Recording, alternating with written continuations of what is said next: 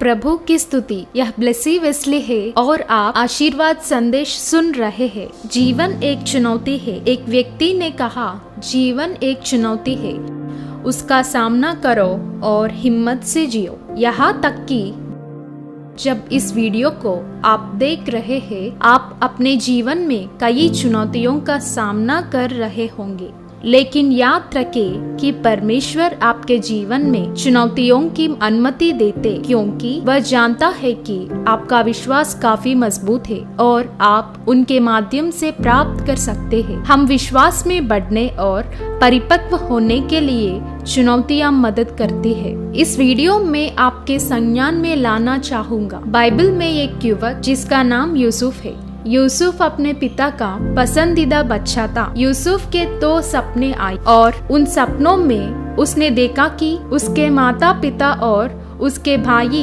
उसके लिए झुक गए। उत्साह से भरा यूसुफ ने अपने भाइयों के साथ और अपने माता पिता के साथ अपने सपने साझा किए। उसके भाइयों उससे और भी ज्यादा नफरत करने लगे थे और वे उसे चोट पहुंचाने और उसे मारने के लिए एक मौके की तलाश में थे। एक बढ़िया दिन देखकर यूसुफ के भाइयों ने उसे एक गड्ढे में फेंक दिया। जब वह गड्ढे में असहाय अवस्था में था, तो हो सकता है कि यूसुफ ने सोचा होगा कि परमेश्वर ने मुझे एक बड़ा सपना दिखाया है कि मुझे मेरे परिवार के सभी सदस्यों की तुलना में अधिक महान करेंगे, और यहाँ मैं इस गड्ढे में एक असहाय स्थिति में हूँ और मैं अपने सभी भाइयों के नीचे हूँ।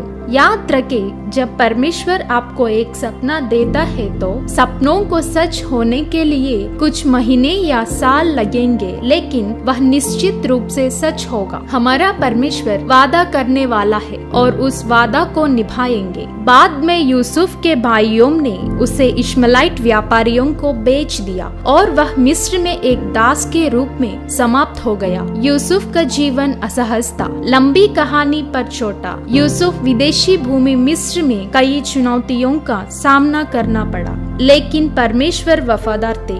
परमेश्वर यूसुफ के साथ था और एक दिन परमेश्वर ने उसे एक बढ़िया जगह पर पहुंचाया, जहां यूसुफ पूरे मिस्र का प्रधानमंत्री बना।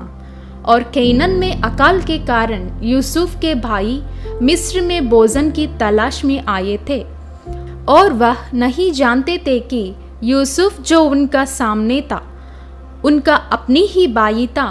उन्होंने उसे आदर से नमन किया और यूसुफ ने उसे अपने भाइयों के सामने प्रकट किया कि तुमने मुझे नुकसान पहुंचाने का इरादा किया है, लेकिन परमेश्वर ने कई लोगों की जान बचाने के लिए हमारी भलाई के लिए इरादा किया है। यूसुफ के जीवन एक बड़ा उदाहरण है प्रेम और क्षमा का।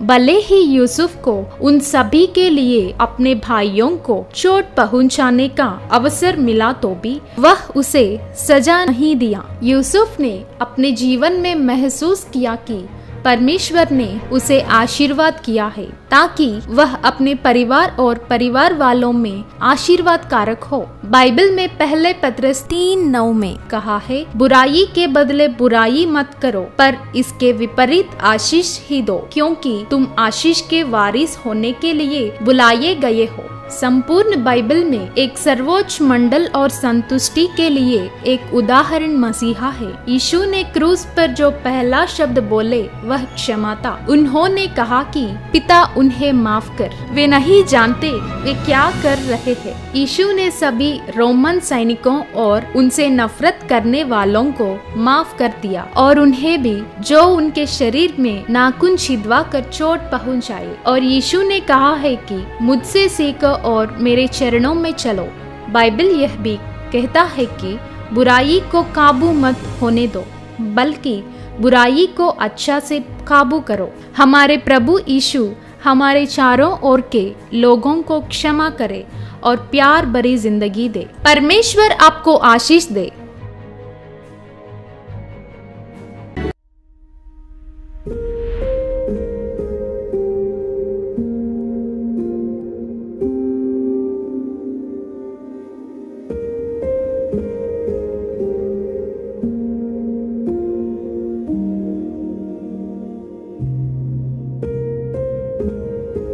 प्रभु का सेवक डॉक्टर जॉन वेस्ली पेश की गई शुभ समाचार आशीर्वादकारक हो और सबूत के साथ शुभ समाचार दुनिया में विस्तृत करने और प्रभु का सेवक निर्वाहित करते हर कार्यक्रम अनाथ बालक गृह निर्वाहन के लिए और रिहैबिलिटेशन सेंटर के लिए आपका हिस्सा नीचे दिया गया मोबाइल नंबर 9000333777 में गूगल पे या फोन पे नीचे दिया गया डिस्क्रिप्शन बॉक्स अकाउंट में भी आप भेज सकते हैं। आप भेजता हर 1 रुपया सेवा में उपयोग होता करके भरोसा कीजिए और प्रभु का राज्य स्थापना में भाग लीजिए।